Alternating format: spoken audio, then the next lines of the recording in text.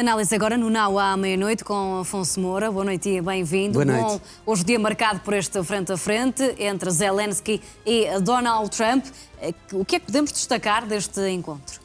Eu acho que é um encontro positivo. Nós ouvimos anteriormente que Zelensky só iria a Davos se tivesse garantias de segurança fortes da parte dos Estados Unidos da América, ou seja, acabou por ir na mesma, e eu acho que isso é positivo porque a sua presença dá à Ucrânia um holofote importante no palco internacional.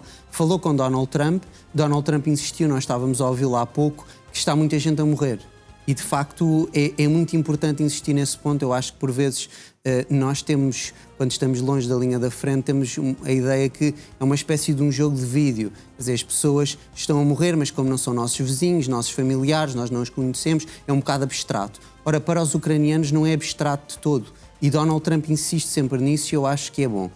No entanto, eu não tenho grandes expectativas para este encontro entre os dois líderes, o ucraniano e o americano. Porquê? Porque, na realidade, nós sabemos que a situação no terreno está difícil para a Ucrânia e tem-se vindo a dificultar no último ano, nos últimos meses, e nós sabemos que, em alguma medida, quando Donald Trump diz que as negociações estão a avançar, eu acho que ele está-se a referir às negociações com a Federação Russa. E nós aqui sabemos que Zelensky tem uma posição que é completamente distinta.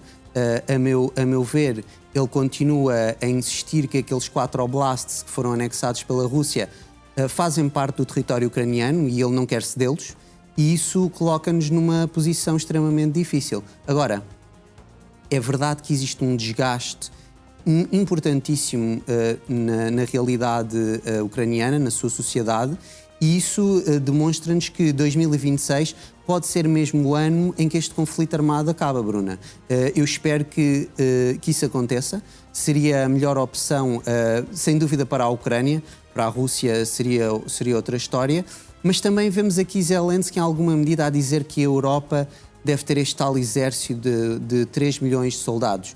Aqui é importante nós sempre relembrarmos que quando Zelensky e muitos outros falam da Europa, na realidade eles estão a falar de outra coisa, que é a União Europeia.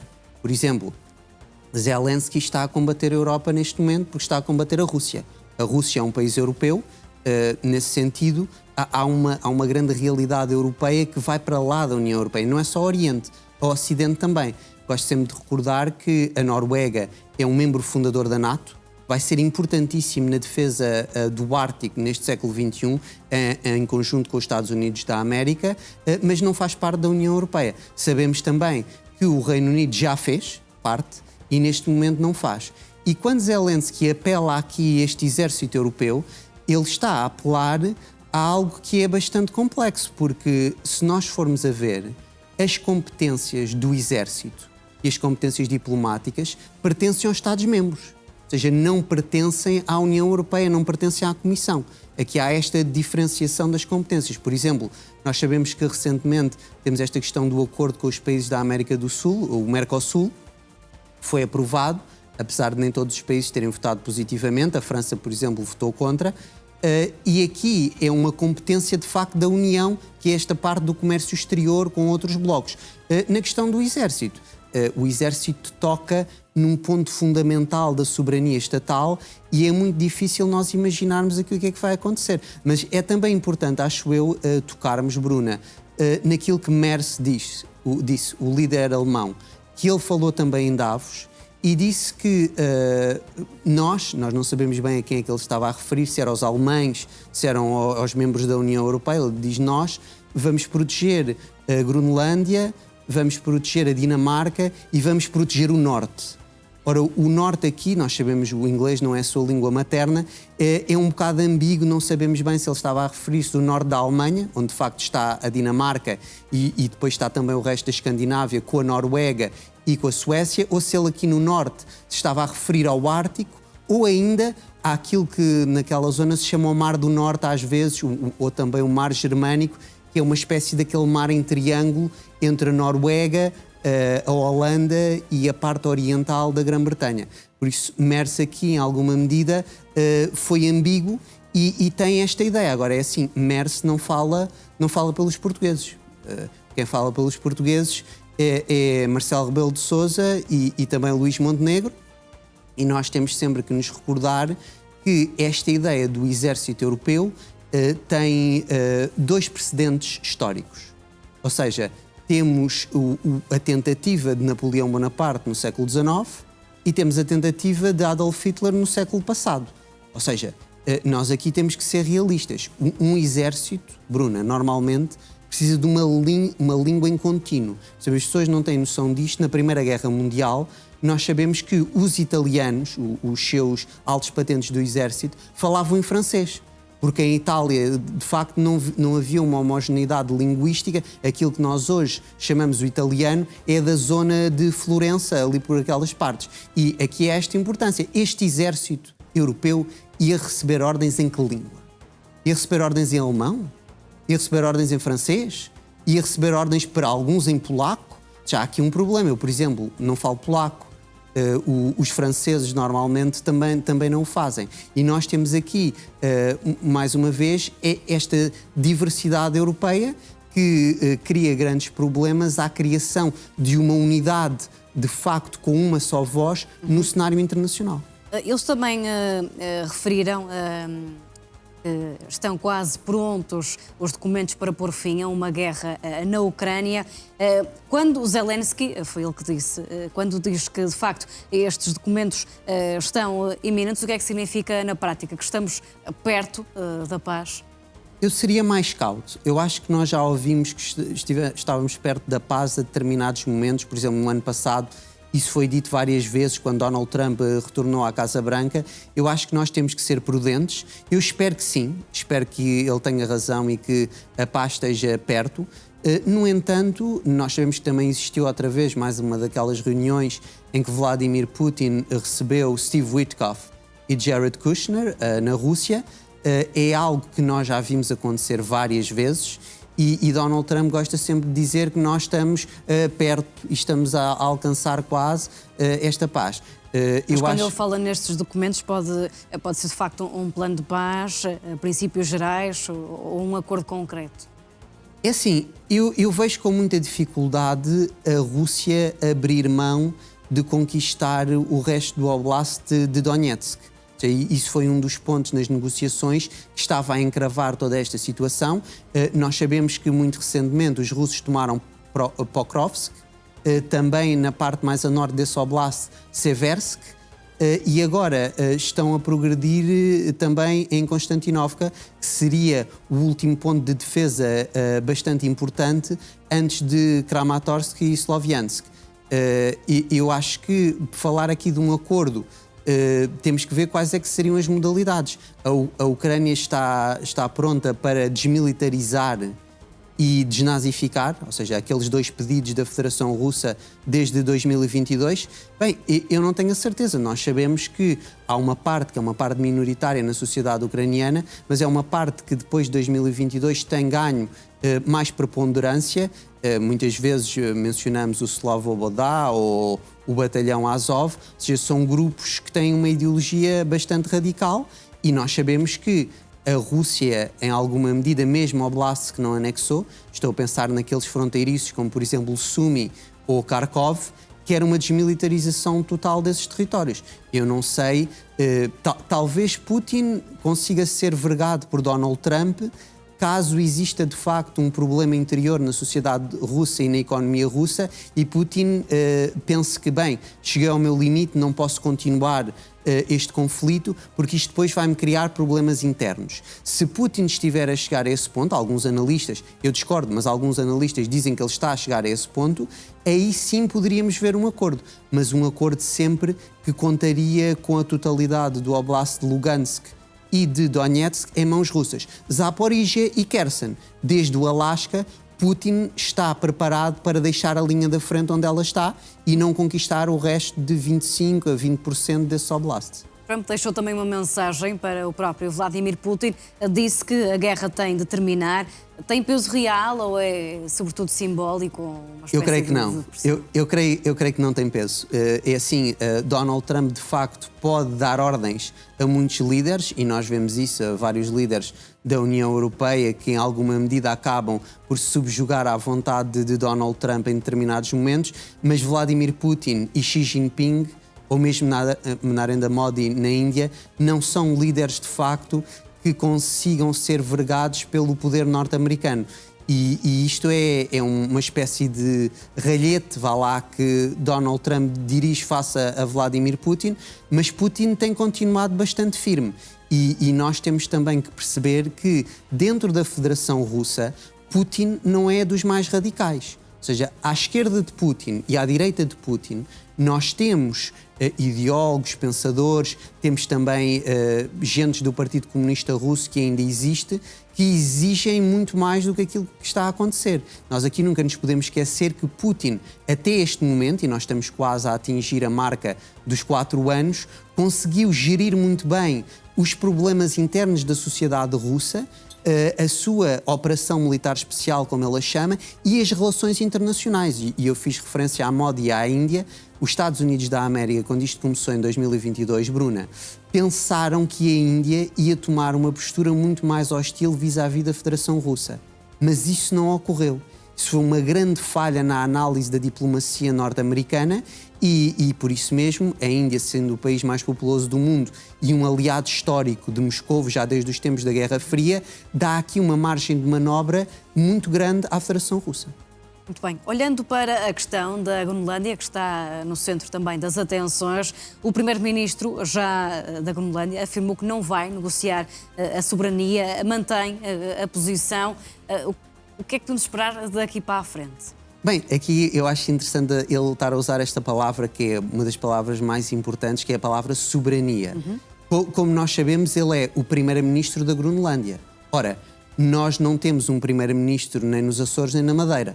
Ora, se ele é primeiro-ministro da Groenlândia, daria a entender que a Groenlândia, se for soberana, seria um Estado e uma unidade no sistema internacional e não faria parte da Dinamarca. Ora, é todo o contrário daquilo que vemos, porque ele disse, não, nós escolhemos a Dinamarca, nós escolhemos a Europa, nós escolhemos a NATO. Quer dizer, aqui entramos na realidade de qual é que é a existência à luz do direito internacional da Groenlândia. É muito simples, Bruna.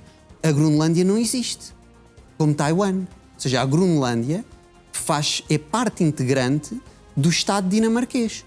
Como Taiwan e mesmo os próprios Estados Unidos têm aquela policy de One China, ou seja, uma só China. Ou seja, à luz do direito internacional, o Estado de Taiwan não existe e um Estado possível da Groenlândia também não. Temos simplesmente a China e a Dinamarca. E nós vemos isso, ou seja, isto aqui tem que ser algo tratado e, por exemplo, o Viktor Orbán disse-o, bilateralmente entre Copenhaga e Washington. Nós sabemos que dentro da Aliança Atlântica nós temos 2 rivais de longa data. Estou-me a referir a Atenas e Ankara, ou seja, a Grécia e a Turquia. Ou seja, normalmente, quando existem problemas, Donald Trump diz que chegou a um consenso com o secretário-geral da NATO. Mas Donald Trump está dos 2 lados da mesa de negociações, porque de um lado está com a América, do outro lado está com a NATO. Se os Estados Unidos da América são parte da NATO. Ou seja, em alguma medida eu acho que temos que ter isto bem presente. Aquilo que agora ouvimos sussurrar é que este acordo com a NATO poderia colocar partes da Groenlândia sob controle militar dos Estados Unidos da América. Isto tem um termo específico que é estratocracia.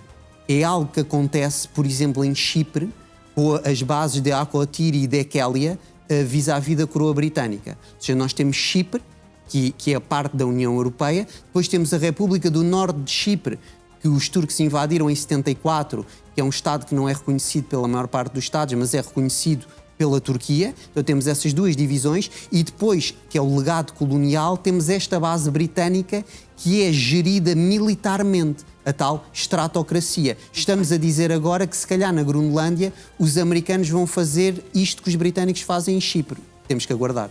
Muito temos falado aqui da Groenlândia e tu trazes hoje 2 mapas. Vamos passar à explicação desses 2 mapas. Cá estão eles. Este aqui é da Ucrânia. Isto aqui é a cidade de Constantinovka, que eu mencionei há pouco. Nós podemos ver ali na parte sul aquela ranhura, ou seja, aquela cor diferente. Isto foi um avanço que tem cerca de um dia da Federação Russa nesta cidade. É uma cidade do Donbass E nós sabemos que as grandes defesas ucranianas, daí a Ucrânia não querer ceder aqueles territórios, estão naquela linha de Slaviansk e Kramatorsk mais a norte. Por isso, o que é que os russos fizeram já há muito tempo, já há anos, Bruna? Eles começaram a ir pelo sul. Ou seja, se o norte está bem apetrechado, se o norte está mais bem defendido, nós vamos pelo sul. Depois da queda de Pokrovsk, que os russos chamam Krasnoarmeysk, nós temos agora aqui Constantinovka e estamos a ver aqui esta progressão do exército russo.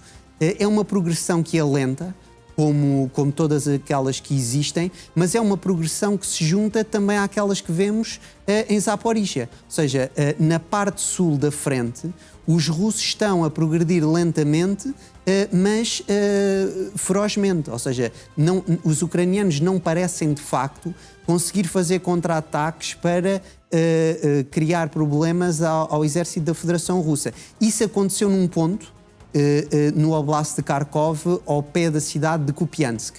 Aí sim o exército ucraniano teve alguns sucessos, porque também às vezes é exagerado dizer que o sucesso foi total, porque existem bastantes perdas nesses avanços ao pé de Kupiansk, mas aqui em Constantinovka nós de facto não estamos a ver isso. Os ucranianos estão a sofrer bastante com a temperatura, como nós sabemos. As suas grelhas energéticas são atacadas também. Nós temos neste momento 10 graus, 15 graus, 20 graus abaixo de zero na Ucrânia. É algo extremamente difícil. É verdade que os russos também sofrem com o clima, mas eu diria que, tendo em conta a história dos dois países, o povo russo está mais habituado ao frio e está mais habituado à dureza do que o povo ucraniano, principalmente aqueles da parte ocidental da Ucrânia. Nós temos que continuar a acompanhar isto. Eu acho que no próximo mês Constantinovka pode ficar em bastantes estaridos. Bem, agora sim é que vamos ver aqui um mapa que podemos se calhar fazer uma comparação com o caso da Groenlândia, mas o mapa é sobre o estado de Louisiana. Exatamente, é o estado de Louisiana, para nós vermos que quando os norte-americanos vão adquirir no início do século XIX esta parte, é aquilo que nós vemos no centro do ecrã vermelho. Ou seja, a Louisiana era tudo aquilo. Vinha cá de baixo desde Nova Orleans e Baton Rouge, até lá acima entra em partes que hoje são do Canadá. Ou seja, Donald Trump voltou a insistir recentemente que gostaria de adquirir a tal aquisição da Groenlândia, comprar, e os Estados Unidos da América compraram toda aquela zona que nós podemos ver a vermelho, exatamente nesta parte, aos franceses. É algo que se fazia mais no passado, mas, quer dizer, o passado às vezes volta a ser presente, Bruna. E vemos também ali à direita o território de Indiana. É muito importante nós vermos aí que isto eram territórios, não eram estados. Ou seja, mais uma vez, na parte direita do ecrã, nós vemos os tais estados ancorados ao Atlântico, ali no azul do mar, que são os estados, em alguma medida, iniciais da América. Mas é interessante nós vermos que Donald Trump também aqui muda com aquilo ao que nós estamos habituados, porque na parte sul nós podemos constatar que a Flórida pertencia à coroa espanhola. Por que é importante nós também termos em conta este mapa? Porque nós ouvimos muitas vezes que, em alguma medida, a América é muito influenciada pelos ingleses. Eles falam inglês, seguem a common law, o direito comum e tudo mais. Mas nós podemos constatar uma grande presença espanhola e uma presença também, em alguma medida importante, francesa naquela área, e isto influenciou muito os Estados Unidos da América. Donald Trump, como nós sabemos, ele foge de Washington para esta base mais no sul, em Mar-a-Lago, na Flórida, que, como nós sabemos, quer dizer, a palavra em espanhol e em português é a mesma, é porque era uma zona com bastantes flores, florida, e é por causa disso que tem este nome. E nós vimos aqui uma aquisição dos Estados Unidos da América e podemos ver outra. Eu creio que, não estou a dizer que a Dinamarca deveria vender a Groenlândia, mas deveriam ponderar que se calhar poderia ser uma opção. Agora, nós aqui estamos ali a ver Jens Frederik Nielsen, que é o tal primeiro-ministro da Groenlândia, e eu acho que ele deveria, em alguma medida, fazer uma espécie de acordo com a Mette Frederiksen, a primeira-ministra dinamarquesa, e, de facto, deixar esta questão, que é uma questão de política externa, nas mãos dos dinamarqueses e da coroa da Dinamarca. Ou seja, eu acho que nós temos que ter aqui bem noção que a Groenlândia não é um Estado soberano. Nós ouvimos muito falar da Groenlândia. Aliás, Donald Trump foi gozado recentemente no discurso em Davos, porque ele a um determinado momento diz Islândia. Ou seja, Iceland, em vez várias de dizer... vezes até. Exatamente. Ele fala... Aqui, esperemos que não seja uma nova ideia, que ele tenha de facto, que ele se tenha enganado, mas é verdade que quando os alemães tentaram ter uma presença no Atlântico na Segunda Guerra Mundial, os britânicos e os americanos acabaram por entrar logo pela Islândia para guardar esse ponto defensivo. Esperemos que os quereres e as vontades de Donald Trump fiquem pela Groenlândia e não se estendam para a Islândia. No entanto, não podemos descartar essa possibilidade. Sim, e esperemos que tenha sido só um lapso. O dia fica marcado também por várias críticas de Zelensky à Europa. Depois disso, Macron, a França, acabou por interceptar um petroleiro russo. Zelensky está aqui a ressentir-se um bocadinho e agora as atenções se centrarem noutros pontos geográficos. Eu creio que sim, e Zelensky sofre muito com isto e a Ucrânia no geral, porque nós tivemos não só a questão da Groenlândia, também a questão da Venezuela, ou seja, aquele retorno à doutrina Monroe, e nós temos agora pontos do globo, mesmo no Levante, por exemplo, a questão de Gaza, que continuam a tirar os holofotes da Ucrânia. Claro que Zelensky preferiria que os conflitos continuassem só na Europa de Leste, porque aí ia ter toda a atenção, digamos. Mas é verdade que o mundo é muito grande e, em alguma medida, Zelensky, o discurso dele, ele estava visivelmente abatido porque ele esperava mais dos europeus. Ou seja, ele queria que a União Europeia se conseguisse emancipar de uma espécie de tutela norte-americana. Ele pensa que a União Europeia é uma verdadeira potência, mas que fala muito do futuro, mas não age para o presente. E Zelensky tentou aqui puxar para a ação os líderes europeus. Qual é que é o problema, Bruna? É que das potências que não são a Ucrânia, que se estão a degladiar nas fronteiras ucranianas de 1991, a única que tem um interesse vital estratégico é a Rússia.